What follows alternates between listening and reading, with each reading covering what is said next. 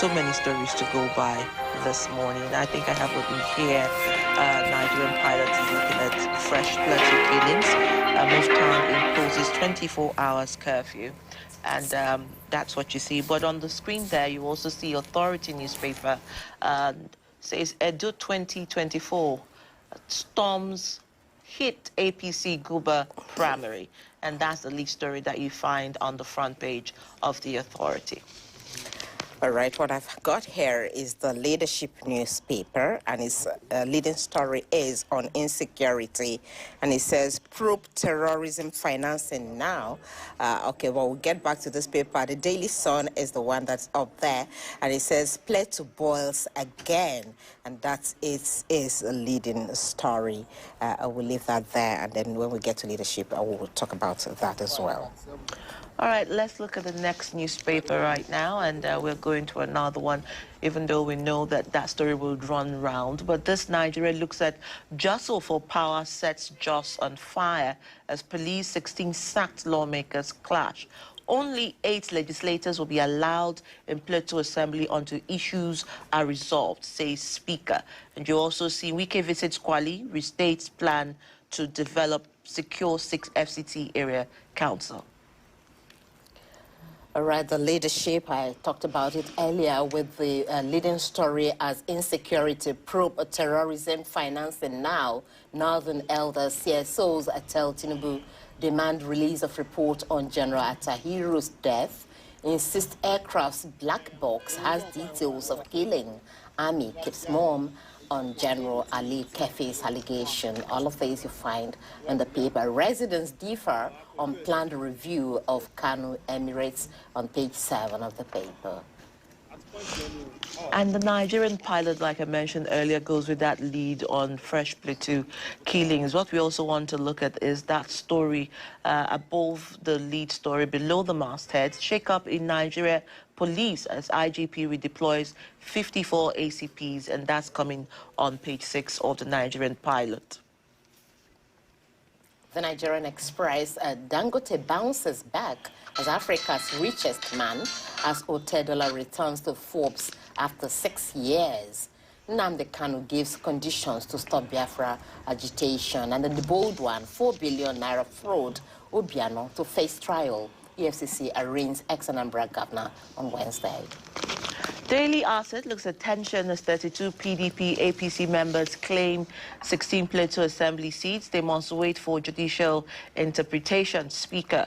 But you also want to look at that story. Tinubu interventions in oil and gas will safeguard, enhance value of investments. And that's what you see at the bottom page story.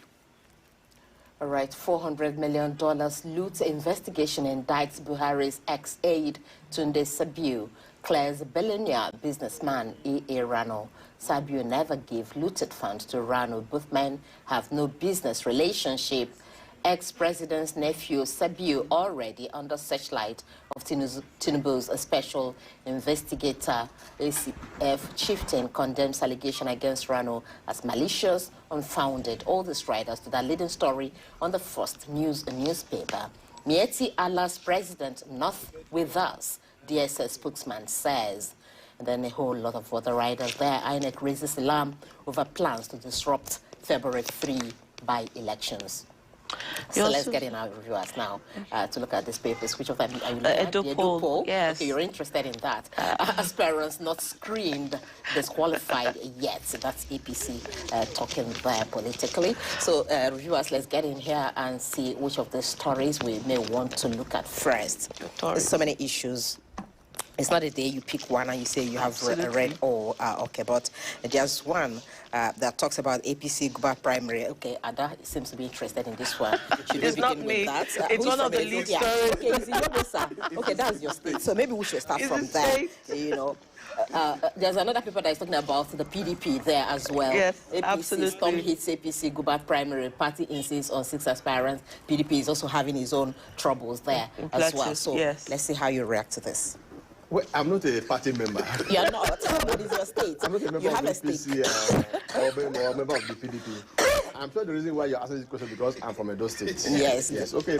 So it should interest you. Yeah. I know very well that in the next few weeks, APC will hold, APC and PDP will hold their primaries for the governorship elections. That is likely to come up in November this year. But if you look at the unfolding event within the APC in Edo State, it's not looking good. Because if you ask many people in Edo State, they will tell you that because of the present state of Edo State, people believe that the current governor of Edo State is not performing very well. And that in the last 8 years, he has spent virtually 8 years signing MOU and all that. And that you can even see the concrete things he has done in Edo State. And that the coming election would have been an opportunity for the opposition party like Labour Party or APC, to put their house in order and see how they can challenge the PDP power in Edo State. But unfortunately within the APC, things are not looking very good. In a situation where the former governor of Edo State, Oshomole, is doing everything to lord over other members of the party, for me, it's not democratic. When the aspirants came up, there were 29 aspirants within the APC. And the stakeholder meant as, look, the 29 members are too many. Is there any way we can sit down? Is there any way they can sit down and see how they can talk to themselves and reduce the number so that there will be a very good free primaries? A committee was set up headed by Professor Julius Ihowari. And at the end of the day, the committee recommended 10 of them pick each of them from different zones. And at the point of submitting the report, according to the newspaper report, at the point of submitting the report to the leaders of the party, Oshomole said no, that he was not comfortable with 10, that he should reduce it to 6. Regardless of their capacity. Yes. Within that 6, the prominent members who are contesting primaries were dropped. I'll give you an example. The former governor of Edo State, Professor Osarime Osumbo, was dropped from Edo Central.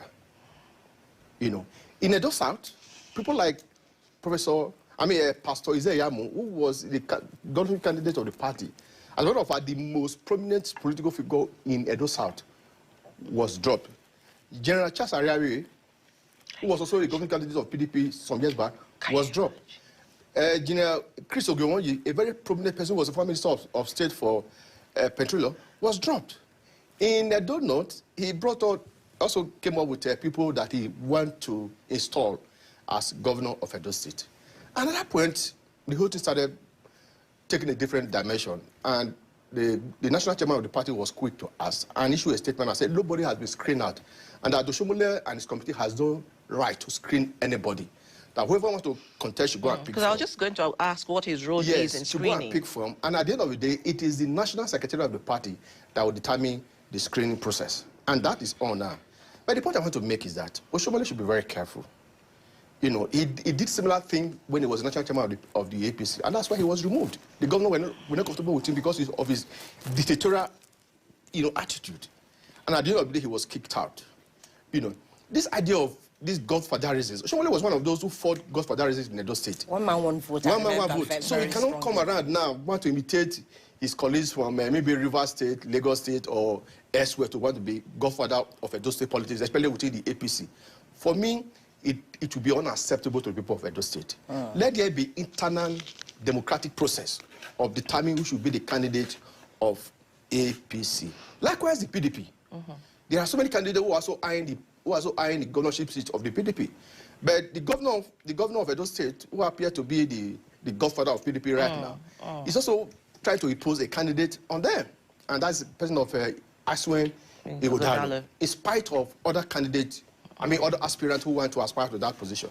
So the point I'm making is that the problem where we continue to have, issues with our democratic process is because some people believe that without them, they can't be any governance in this country. So I think it's hard time we stop that nonsense. All right, Chuks, let's look at the Plateau saga. You see what's happening, where the speaker says only 8 people will be allowed. I saw that at one of the lead stories because of the issue of the members who insist to be in plenary. We spoke to one of them yesterday who says that all members who were removed by the judiciary will follow the ruling of the Supreme Court to resume and, step into the assembly. But I do not know how you look at this because, again, even at the back of that, you're seeing insecurity, churches being burned, properties raised. How do you look at this? Yes, I'll come to that shortly. But I think I'm putting there to bet on this Edo PDP because, of course, that's our lead story. It's very interesting because, as my brother said, you cannot give what you don't have. In 1983, Cross River, the former Cross River State, was the first case of a sitting governor who didn't get his party nomination. That was when Clement Nisong was a governor of old Cross River State. So that happened also with Edo State when a sitting governor was denied ticket of his party. And we know how Governor Masaki ran to River State and PDP rescued him. But it's unfortunate that when people cross a bridge, they want to burn that bridge. Oshomole himself, who was a serving senator, we know how he preached against godfatherism. And you see, recent events have shown us that all men are brothers. We just when it's convenient for us, we condemn a particular thing. But when it doesn't affect us, we turn our faces away from that. And anyhow you see it, it's good that the party has come to say, because in fact, there were stories like yesterday and the day before that even from the 6th, it had gone to 4. So it took, because there have to be a balancing act, anyhow you see it. You see, if a situation where people are not free to express their interest, their desire, even within a party, it becomes a fascism. That's the truth, because the thing about democracy, it has to start from charity, they say, begin at home. So it's good that Edo PDP, Edo APC came yesterday to say no, that, because you see, I think what they've done is, all the 3 senatorial zones of the state, they've produced governor one time or the other. So it's like it has gone round. So now, the 6 looks reasonable because you see 2 from each senatorial zone. Then they buy the forms and then go primaries and slug it out. And like my brother said, you see, PDP is even proven to be more unserious in Edo State. Because if you look at the way the governor is bent on installing his business partner. That's the truth. And if you see the fingerprints of a very rich man, of a multi-billionaire, in Edo State because of the mineral resources in Edo State. That played out, of course, in Nassau State because see, it's about business interest. If you look at the slave trade, it was about the colonial business interest. Everything we do, it's about who gets what, when, and how. So if you see, like even the United States, countries that don't have mineral resources, when they have problems, they are reluctant to go and intervene because at the end of the day, who foots the bill of their going there? So that brings us to Plateau State. You see, it's unfortunate that Plateau State, what's happening in Plateau State, and I don't see that problem. I don't see a resolution of that problem anytime soon. Why do you say that? Because it's going to be a recurring decimal since 2001. It's coming, so it's ethno, it's religious, and the Court of Appeal did not help matters.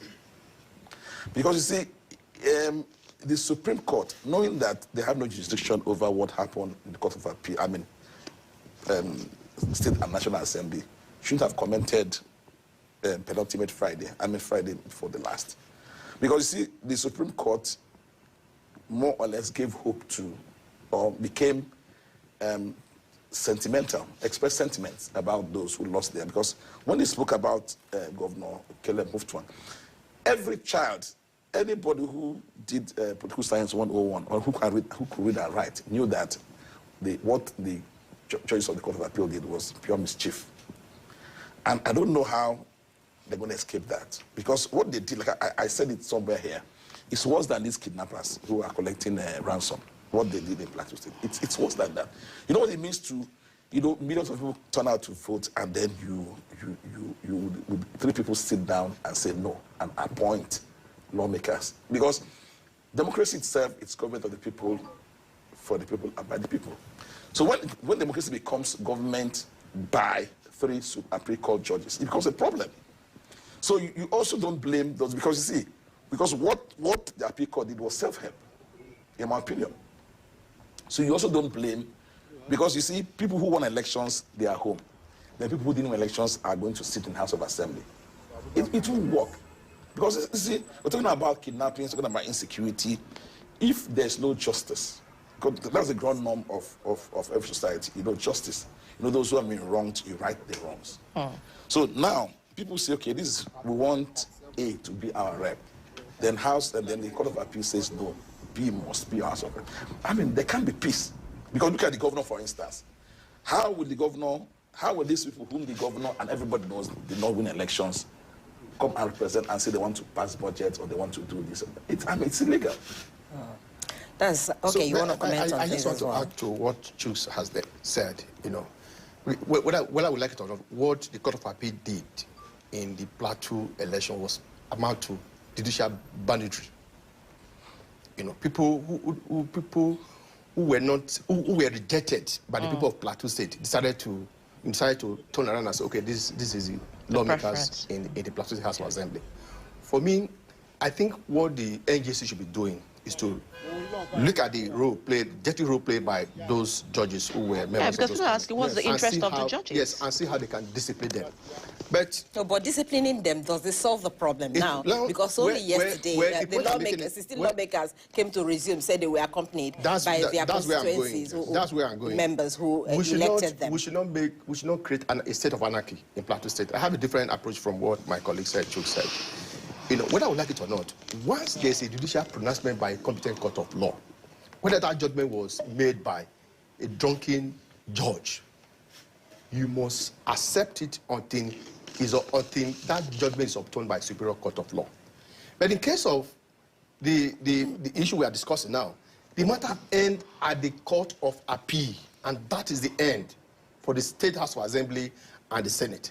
So, as it is now, it appears there's nothing the Supreme Court can do about it, because the Supreme Court, even though they condemn in a strong term the action of the Court of Appeal, they don't have jurisdictions to even look at the case of the State of Assembly and the National Assembly. So which court has the power now to remedy this? There's no court. Because the system lawmakers say they've gone to court. No, I've listened to the argument of so many senior lawyers. The matter has ended. The time for the election tribunal has ended. The Supreme Court has no right to intervene in the judgment of the Court of Appeal as far as the State House of Assembly elections and National Assembly is concerned. So I think the focus should be, the NGC should find a way to discipline those judges who were involved in such what I call judicial banditry, because it is unacceptable. So that they must take a decision to serve as a deterrent to other people that want to commit. So how do you calm the nerves of people who believe that their mandate has been stolen, and then that the person they elected is no longer the one? Unfortunately, there's nothing you can do about it now, and that's why